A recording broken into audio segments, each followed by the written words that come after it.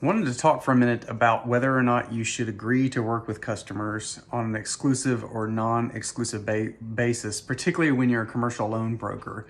Now, when you work for a financial institution, you're not going to be able to make it an exclusive type of deal when you're trying to find capital for someone.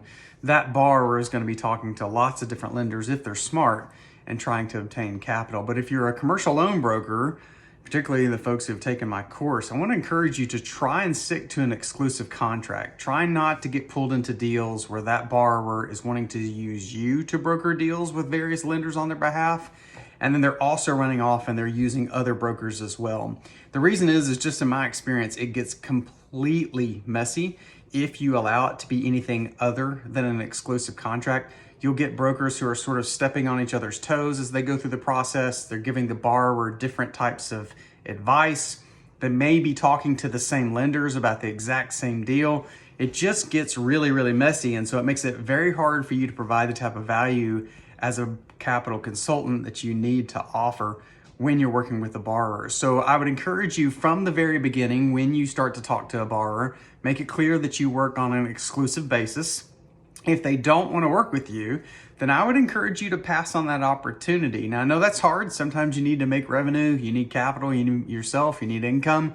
But I would encourage you to go ahead and start from the very beginning. Make it perfectly clear that you work on an exclusive only basis. And I would, in fact, encourage you to put that into the fee agreement that you have the customer sign. Again, just life experience. It just gets completely messy. You get brokers talking over the top of one another and just kind of trying to compete in an unhealthy way. So make that an exclusive relationship. Now, because of that, there are other areas that you might give up or at least negotiate a little bit if that's an issue for your borrower and you really want to work with them. So what could you do? If they sign an exclusive agreement, you may be willing to take a little bit less of a success fee. So if you're charging 3% on a deal that you're working on and you want an exclusive deal and that seems to be a big hang up for them, you may be willing to back off your commission structure a little bit.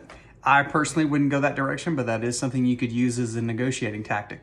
Another thing you could do is agree to make that exclusive contract for a limited period of time. So maybe the first 90 days it's exclusive, then after that they can work with other people.